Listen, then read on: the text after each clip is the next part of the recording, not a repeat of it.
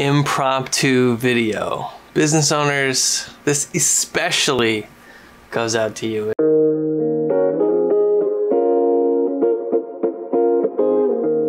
I had this thought, reminded me of working in Nashville.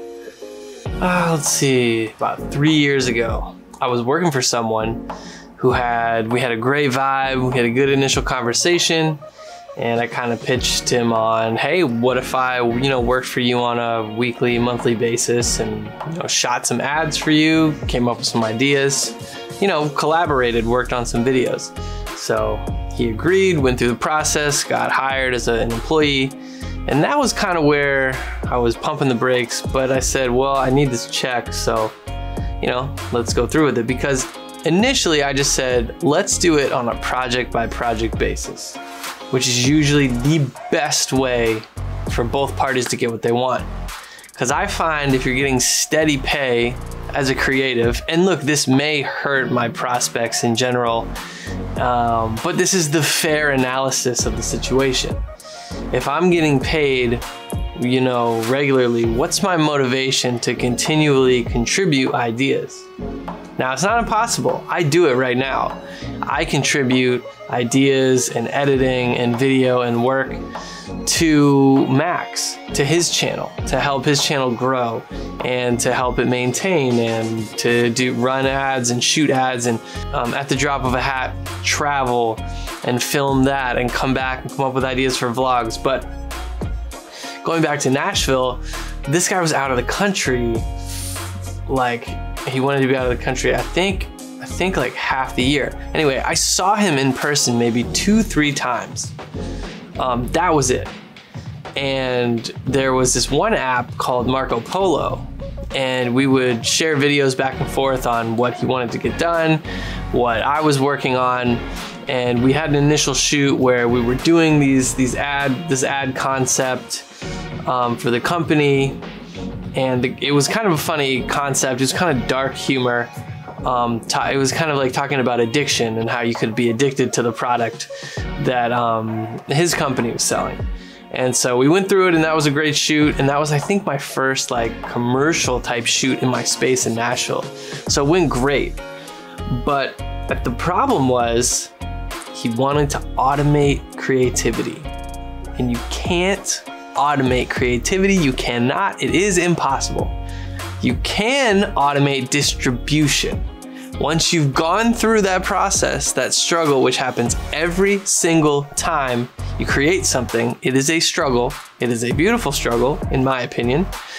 But that is a struggle. That is a process every time, and you must be a willing participant. You must collaborate. Filmmaking is a team sport. It is not solo. You cannot just hand it off and give very little information and walk away and expect something great. Your input determines your output. If you are not giving a lot of energy to the product, you won't get a lot of energy in return. And so, I thought of this, I was just sitting here kind of doing some work right now, doing an edit, and I'm thinking can't automate creativity. And I know business people, they want to automate as many things as possible so they can go and travel for months at a time, weeks at a time, and it'll just get done. But the golden handcuffs of being a brand, and this is the one golden handcuffs of being a brand, is when you are the content, you must show up. You must always show up. Now, when you are not the content and your content is a product, you're good, you're gravy, baby. Just keep making new versions of the product, change the color, change the form factor. You can change whatever you want. If you are the content, AKA the product, you must show up. That's the other golden handcuffs they don't tell you about with personal brand. Now, I think they're great golden handcuffs to have because you can make so much more money being a personal brand. You can interact with so many more people. You just get to live your life. Your lifestyle becomes the product, and if people want that product, that lifestyle, they'll buy into whatever you're selling, whether it be a course or a book or a conference, or principles or strategies or ebooks or PDFs, coachings, masterminds, phone calls, whatever it is you're selling, they will buy it because it's you, and people want a piece of you when you are the personal brand. But those are golden handcuffs, right? Because you must show up. You must give a lot of yourself. Because when I'm making this video, This personality for me, this is me at like 120%. I'm usually way down here, very even keel, very quiet in my demeanor. I am not. This is a lot for me. This is a lot for me to give to the camera, but I know if I don't give this much, I can't get it down to where I want it to be. And I could give way more, and it may come off as not genuine or fake, but ultimately I want to shoot over my target with my personality, with my energy, and bring it. But when you're a personal brand, you have to bring it every time.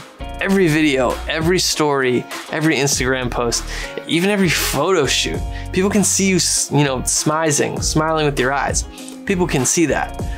So when you're a personal brand, you have the golden handcuffs. Do you want to remove them? And if you do, then maybe you shouldn't have a personal brand.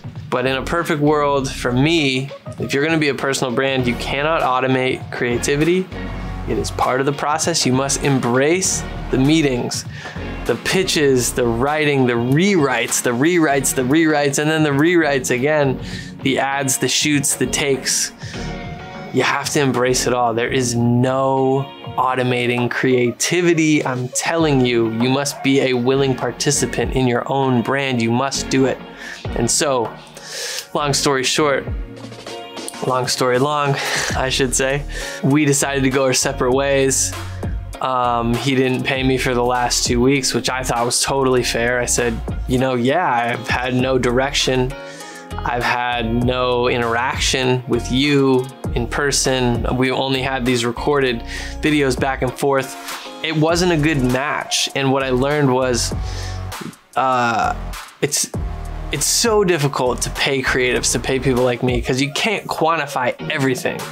Sure, you can quantify hours worked, but what are you working on? Are you really working all those hours? And the short answer is you're not. You're thinking, you're going to get coffee, you're mulling things over in your brain, and then the actual work, doesn't take up more than 25–30% of the day, because your eyes would be fried, and your brain can't process that many thoughts that quickly to actually work 8 hours of pure editing for the day. You just can't do it.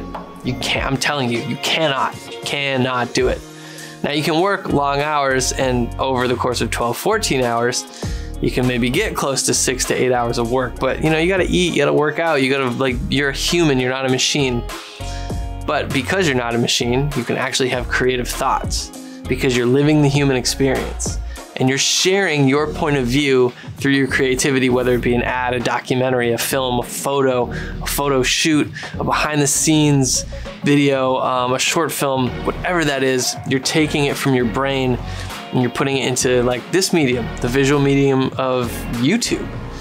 And so I just tell you again, you cannot automate creativity. And when you try to automate creativity, you will fail. It may not happen right away, but it will, and you will fail, and you will realize, oh, let me step back. I can automate parts of this process.